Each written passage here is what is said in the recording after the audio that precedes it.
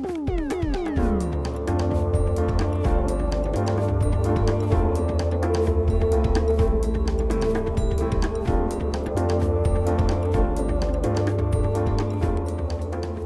I'm recording this final part in this 5-part series on presenting with impact from my office here in Newcastle.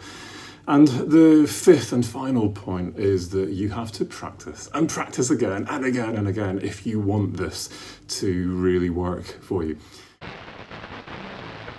I think that there's a perception that the best presenters, the TED Talk presenters, etc., that it's effortless, that these guys just have this natural flair, and yeah, one day maybe I'll get to that place.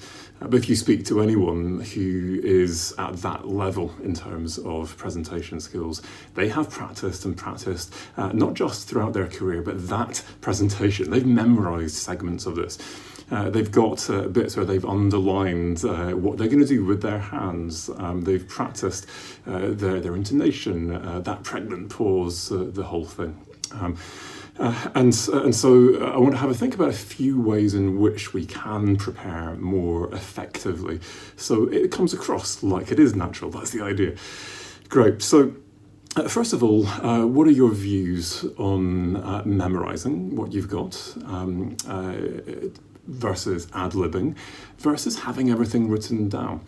Now, I'm going to instantly say that ad-libbing is not a great strategy. Whilst some of the best presenters look like they are ad-libbing, the reality is that it is actually very much scripted. There are key points, they're working through them. They've just made it look very natural. And when you ad-lib, the chances are that you end up kind of going off on a bit of a tangent, you've now run out of time, and things don't quite go according to plan. So what about trying to memorize this stuff? Well, I've tried to do that. Most people with a TED Talk will have some kind of notes on a screen in front of them. So again, it looks like they've got it all in their head, but actually they've got prompts in front of them and they can surreptitiously look at them. In my inaugural presentation in Birmingham City University, you can see it on profmarkreed.com, I wanted to make it look like a TED Talk, but I didn't have anything, any kind of screen, teleprompter, that's what it's called. I didn't have that in front of me, so I printed out my entire talk and put the notes onto the front row of the seats in the lecture theatre with a note not to sit on them, because if they sat down, then the notes would disappear. And one of the pages was slightly too indistinct, and at the crucial point, just before my conclusion, I realised I couldn't actually read any of the prompts for my conclusion. And so it was a pregnant pause, and I took a step closer, and apparently everyone just thought, yeah, he's collecting his thoughts, ready for the conclusion, great, I got away with it. Well, you can watch it for yourself and decide if you think I got away with it. And for me, when I'm doing something like that, I have worked tirelessly to try and memorize everything so that, yeah, I've got the text there in front of me with kind of highlighted words or whatever to prompt me, but I know what I'm saying, and now I can say it pretty much off pat with the odd kind of, yeah, and I'm going to read a bit here, and right, I'm back onto it. Fantastic. Now, for a high stakes presentation, the effort of memorizing to that extent, I think, is worth it, and I will always try and do that to an extent. But for me then, I will have the full written text, and for me that's a fail-safe. Got it memorised, and I've got highlighted words, and it's all kind of bullet pointed, so I can kind of see exactly where I am. Fantastic. But if for whatever reason I lose my thread, I have a bit of panic, I can default back to reading, and once I've got myself back into the zone, then I'm kind of now apparently looking like I'm not reading. And that's a great way of making sure I stay on message to time. I say exactly what I mean to say, not something else. Fantastic. Now, that's perhaps not the norm. I'm not saying this is how you should do it. Decide what's best. You'll all have your own strategies here.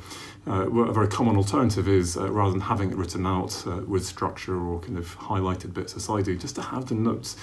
And this really does require much more in the ad-libbing, but I've still got a very clear structure, and I'm not going to go off on a complete tangent. One of my colleagues did this, and this was hilariously tragic. Poor Klaus.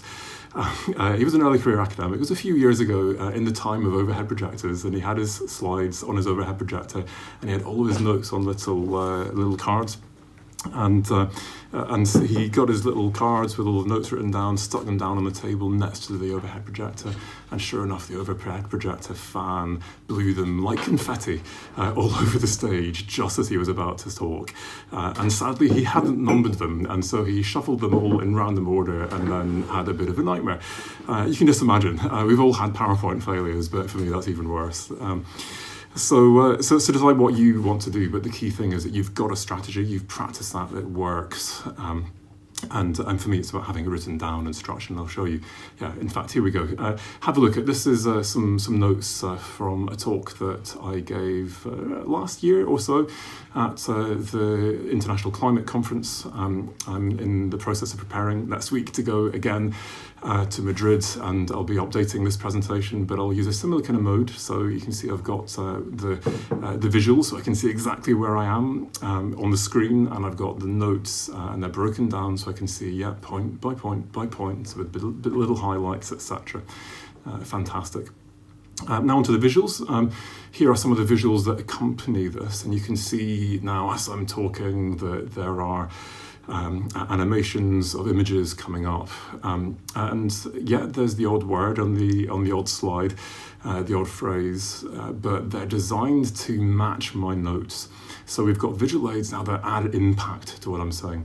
And I think there's a major issue here where the norm is I've got all this text on the screen, and now as a result I'm reading the text, but I'm not really reading it because I've got someone speaking in my ear. It's kind of out of sync with the text. And then I'm not really listening to the person because I'm reading what's on the screen, and yeah, you know, the whole thing doesn't really work. It's distracting.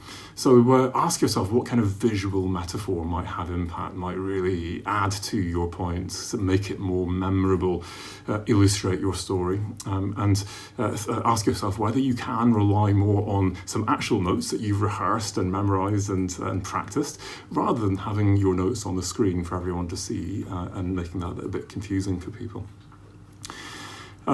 In terms of then your presentation style, just practice in front of the mirror, record yourself, get someone else to record you or give feedback on you. So I was doing some teaching with a colleague this morning, and we both gave feedback on each other. So we had 2 hours back to back, me and her, and then over coffee, yeah, how could we have raised our game? What do we love about what each other did? What did we learn from each other? Do that, and I think no matter how senior you are in your career, you can always learn from others giving you that feedback. And in particular, look for the subtle things. So do I just actually look deadpan the whole time? And I find when I'm very nervous, then yeah, I kind of look nervous and I'm very serious. And now this then kind of comes across as, yeah, he looks kind of stressed out. And now I get to feel a bit stressed out in the audience watching him. And I'm trying to remind myself, yeah, Mark, smile, relax. And of course, as you relax into your own body language, which you've rehearsed, yeah, I begin to feel confident as well as look confident.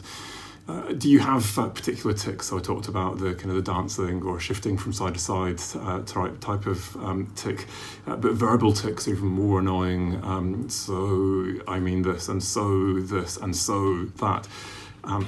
The arms and ums, that's my one. You've probably noticed this already. And what you're trying to do now is to replace those verbal tics with silence and watching yourself. And as you see yourself on video doing this, you become acutely aware, you become annoyed by yourself as you're watching this. And as a result, you become much more able to tune in while you're doing a presentation and pick up on that. Also ask yourself what you could do to get some help in terms of, yeah, I might employ a cartoonist. For one of my UN presentations a few years back in Mexico, I got an animator to actually design an animation based on some of the points that I made. And so I press next on my slide, and now as I'm talking, you've got some pictures zooming in on different things and they're moving around the screen, and it looks very professional. Something that I couldn't do on PowerPoint, but yeah, with a small amount of cash, I was able to commission an animator to do. I've got a designer to design slides for me, and there are many designers out there who can do that. And it's remarkable what value a professional designer can add. Now this sings and it just looks, yeah, pitch perfect, wonderful. Finally, I just want to reflect on the key point that I think has run through all of the sessions that I've done on presenting with impact, which is this point about empathy. Whether this is establishing both that connection and your credibility in that first 30 seconds, whether it's about choosing a personal as well as unexpected visceral story to be the vehicle for your point. The various ways in which you can tune into your audience and adapt to your audience. For me, the take-home message for this is that the most powerful presenters open a channel of empathy with their audience, and as a result, they hold them in their hand. And through that relationship, they take them on a journey, and they take them on a way deeper, way more memorable journey that is way more likely to initiate action than just an information overload sponge type approach. Now, I should practice what I preach, so I'm going to give you the final slide that I put up when I'm training on this particular topic, which is a meme. So I'm not sure if you've seen this, but it's quite common. People who find a childhood photograph of themselves and they recreate it. And so this is Ella wearing her mum's shoes when she was 2. And Ella, aged 22, wearing the same shoes in the same place in her garden, trying to look the same. It's pretty impressive. And of course, putting yourself in the shoes of your audience is what empathy is by definition. So put yourself in their shoes. Have purpose. Connect. Be authoritative and passionate. Keep it simple. And polish your shoes regularly.